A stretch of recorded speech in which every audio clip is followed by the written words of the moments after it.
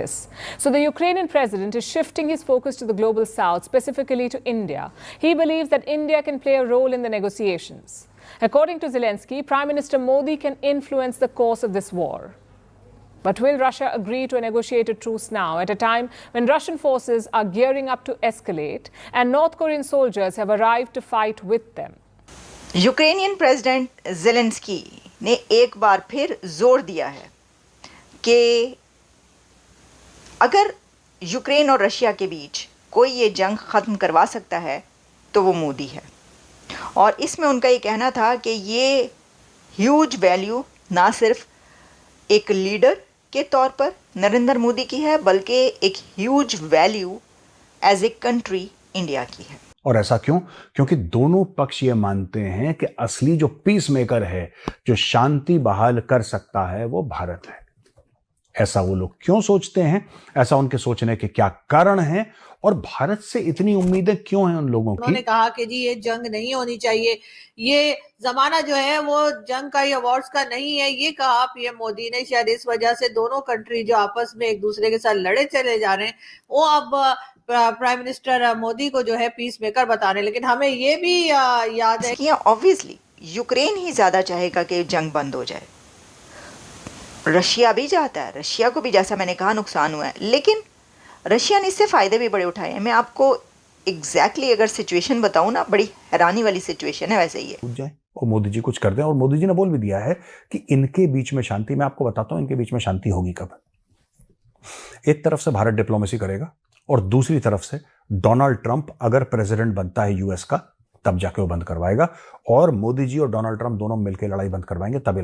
नमस्कार दोस्तों, आज के इस वीडियो में देखेंगे कि अब दुनिया को सिर्फ भारत से ही उम्मीद रह गई है। दुनिया में कई युद्ध चल रहे हैं, जैसे यूक्रेन रशिया का युद्ध चल रहा है और ईरान और इजराइल में भी टेंशन काफी बढ़ गई है। मिडल ईस्ट में जंग चल रही है और इन सभी युद्धों में भारत एक महत्वपूर्ण भूमिका निभा रहा है। पूरी दुनिया को भारत से उम्मीद है, ये मोदी से उम्मीद है कि वो शांति करा सकता है। उसका कारण यह है भारत की कोई लॉबिंग नहीं है, इसमें भारत का कोई फायदा नहीं है। भारत सिर्फ शांति चाहता है, वो ये नहीं चाहता कि कोई हारे या कोई जीते। भारत का इंटरेस्ट सिर्फ इसमें इतना है कि दुनिया में शांति रहे। और ये मोदी जी का जो कद बढ़ाया और उन्होंने जो पूरी में भारत का कद बढ़ाया पिछले 10 सालों में, ये उसका नतीजा है। 10 साल पहले आप ऐसा सोच भी नहीं सकते थे कि इस तरह की बड़ी लड़ाई में कोई भारत को मीडिएटर बनाएगा और इतनी सीरियसली लिया जाएगा। आप जरा याद कीजिए 2014 से पहले का भारत तो इस तरह के मामलों में बोलता ही नहीं था, बिल्कुल साइड लाइन था। लेकिन आज का भारत बिल्कुल बदल चुका है। ये मोदी का भारत है जो कि जंग को रोकने की भी ताकत रखता है और चांद पे और मंगल पे जाने की ताकत भी रखता है। पिछले 10 सालों में जो मेहनत की है उसका फल हमें दिख रहा है। आप इस सब के बारे में क्या सोचते हैं?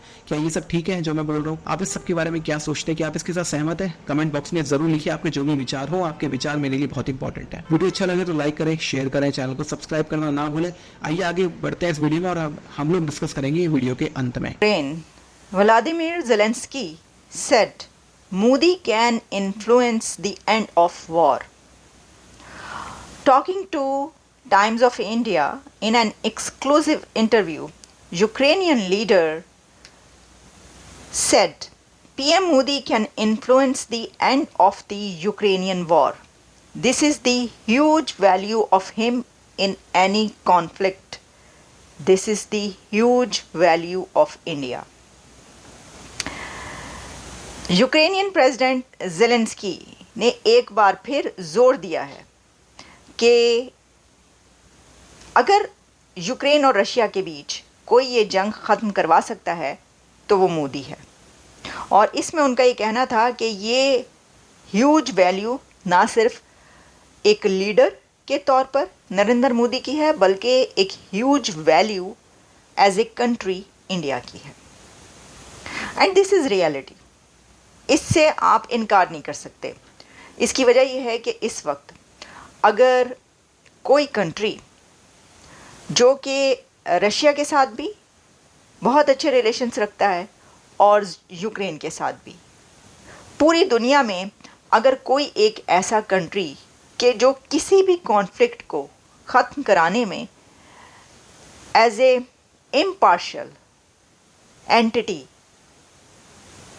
अपना रोल प्ले कर सकता है तो वो इंडिया है। क्योंकि ये इंडिया की दी बेस्ट फॉरेन पॉलिसी का रिजल्ट है। अगर हम इसको ऐसे देखें तो गलत नहीं होगा। अच्छा चले पहले हम नज़र डालते हैं, एनालाइज बाद में करते हैं उन्होंने और क्या कहा है। उनसे पूछा गया possibility of PM Modi holding negotiations between Ukraine and Russia, Zelensky gave his strongest signal yet. Undoubtedly, it can be in India and PM Modi can really do that. But I think we need to prepare ourselves and only according to our format because the war is in our land.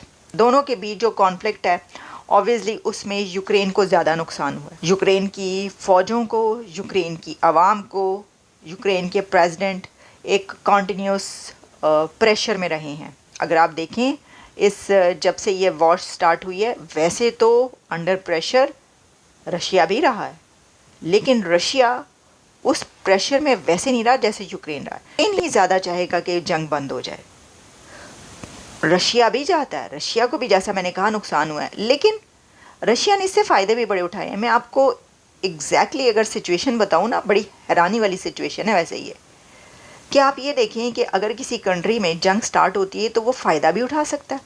हाँ, वैसे तो फ़ायदे उठाए जा सकते हैं क्योंकि जंग का जो पैसा है वो बहुत, अगर किसी कंट्री को एड मिल रही हो, जिसकी जैसा कि इसकी बड़ी मिसाल जो है हमने देखा सब कॉन्टिनेंट में जब भी कोई जंग हुई तो उसमें हमने देखा कि एड कितनी ज़्यादा पाकिस्तान में गई.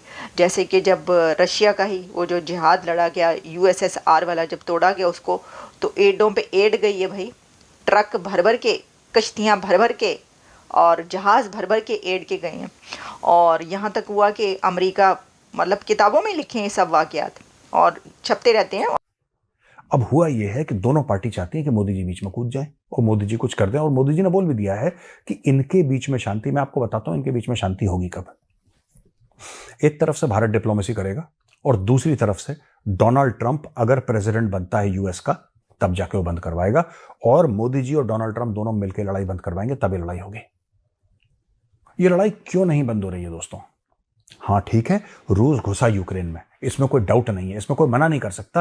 23 फरवरी को घुसा रूस यूक्रेन में, 2022 23 फरवरी की तारीख है, ठीक है. लेकिन इससे बड़ी बात क्या है आपको पता है?